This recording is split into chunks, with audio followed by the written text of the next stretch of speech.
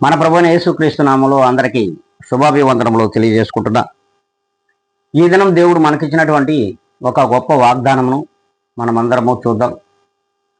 94వ కీర్తన మరి 13వ లేఖనాన్ని మనం చదువుకుందాం. నీతిమంతుల కష్టదినములను పోగొట్టి వారికి నెమ్మది కలగజేయుదును. దేవుడు ఈ దినమున మనందరితో కూడా మాట్లాడుతూ ఉన్నాడు. ఎవరి నీతిమంతులు, ఎవరు అనీతిమంతులు అనేది దేవుని యొక్క లెక్కలో ఉంటుందంటున్నాడు. అంతేకాదు, ప్రభు అయిన క్రీస్తు యేసు ప్రభుల వారు మరి ఈ లోకమునకు నీతిమంతుడుగా వచ్చాడు. ఆ నీతిమంతుడైన దేవుణ్ణి ఎవరైతే నమ్ముకుని ఉంటారో ఆయనను మరి ఆనుకొని ఎవరైతే జీవిస్తారో అట్టి వారంట విశ్వాసపరులు. అంతేకాకుండా వారు స్థిర విశ్వాసులు అంటున్నాడు. అట్టి స్థిర విశ్వాసులు మాత్రమే నీతిమంతులు. అట్టి నీతిమంతులకు ఆపత్కాలములలోనూ కష్టదినములలోనూ ప్రభువులు వారు వారిని రక్షిస్తాడు, తోడుగా ఉంటున్నాడు. దేవుని వాక్యము ఈ రీతిగా సెలవిస్తూ ఉన్నది. మనము మన పరిస్థితులు, మన జీవన స్థితిగతులు ఎలా ఉన్నాయో ఒక్కసారి మనం ఆత్మ పరిశీలన చేసుకోవాల్సిన అవసరం కూడా లేకపోలేదు. అందుకే దేవుని వాక్యముతో మనం జతగట్టి దేవుని వాక్యమును మనం హత్తుకొని క్రీస్తు యేసులో నివసించిన వారు విశ్వాసులు.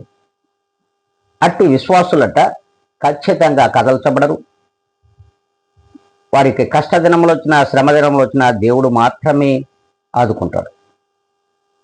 మరి ఆ దేవుని ఆదుకునే వారిలో, ఆ దేవుని యొక్క రక్షణ పొందుకునే వారిలో మనం ఉన్నామో లేదో ఒక్కసారి మనం అందరం కూడా ఆత్మ పరిశీలన చేసుకోవాల్సిన అవసర దినములు ఆసన్నమై ఉన్నాయి. ఈరోజు ప్రపంచంలో జరుగుతున్నటువంటి కార్యక్రమములను మరి దుశ్చర్యలన్నింటినీ మనం చూస్తున్నాం. ఇకనైనా మనం నీతిమంతులుగా బ్రతకకపోతే క్రీస్తు వారి యొక్క ఆగ్రహానికి కూడా మనం గురవుతాం అనే విషయాన్ని ఎవ్వరూ మర్చిపోవద్దని దేవుని వాక్యం సెలవిస్తుంది. మరి ఆ రీతిగా ఉందాం అనుకున్నట్లయితే, దేవుని నమ్ముకొని నీతిమంతులుగా బ్రతుకుదాము అనుకున్నట్లయితే అందరం తలలు వంచుకొని ప్రార్థనలో ఏకీవిద్దాం. మహాపరిశుద్ధాత్మ దేవుడా, మీ పాదములకు వందనములు, కృతజ్ఞత, స్తుతి స్తోత్రములు మీరు ఇచ్చిన ఆయుష్కాల దినమును బట్టి చెల్లించుకుంటున్నాం.